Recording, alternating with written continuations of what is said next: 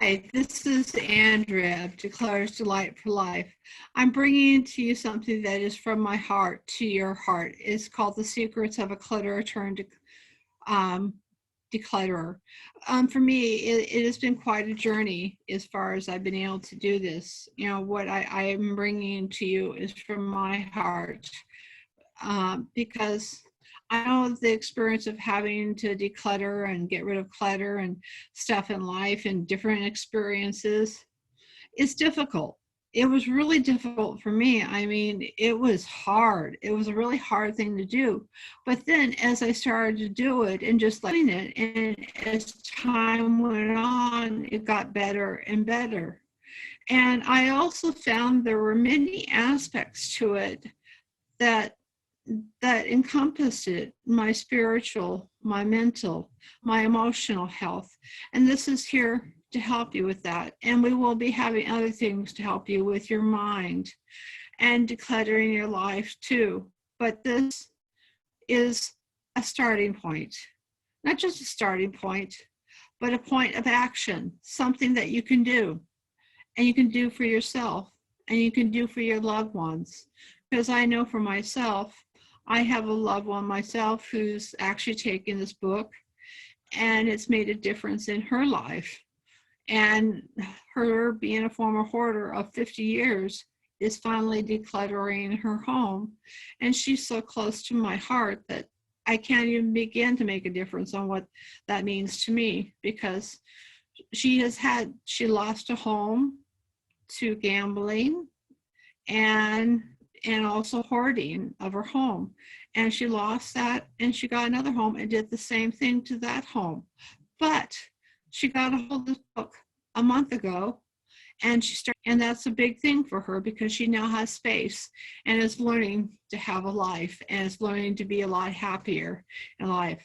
I'm going to share with you something from the book, and I'm hoping that it's helpful and will give you some guidance along the way. So here we go.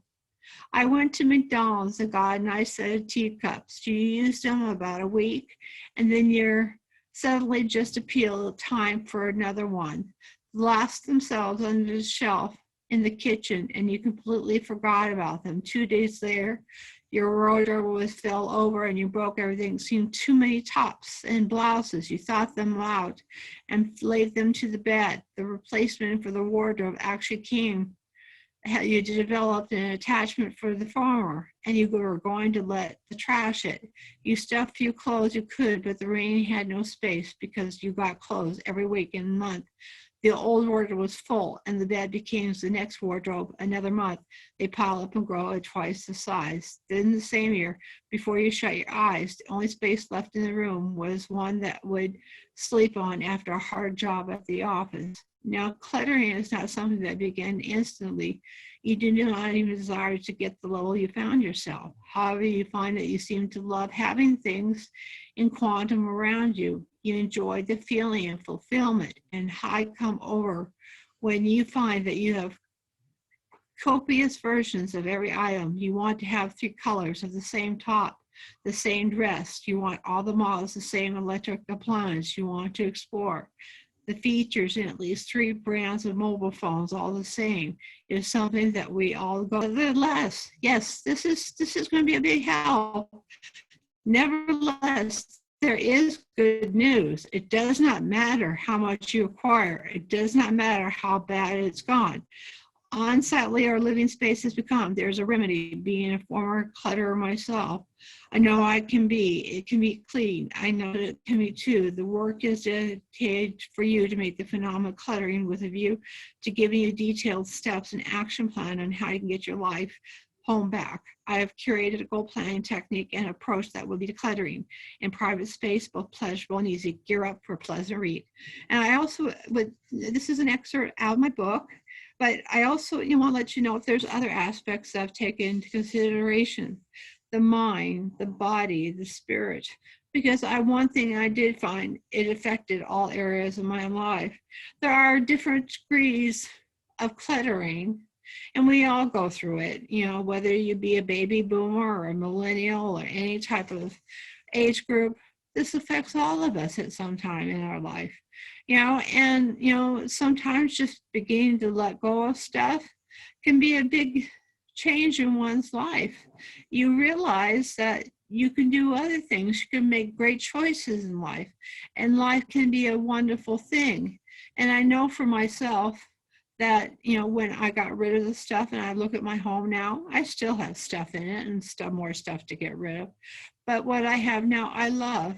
In fact, when I turned from Wiccan to Christian, which I am now, I got rid of 3.5 truckloads of stuff. And it was great to see, and I love seeing my home, and I had to let go of other stuff.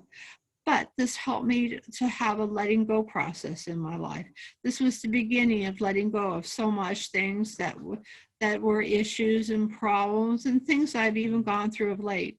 I've learned to be able to let go and let others be able to help me too. And that is also part of the process, is learning to be able to have others help you too. And from my heart to your hope, I hope that you get this and you use it for yourself. And there's also going to be the 28 days to declutter your life. And there's also going to be the secrets to decluttering your mind. And those are going to be upcoming very shortly.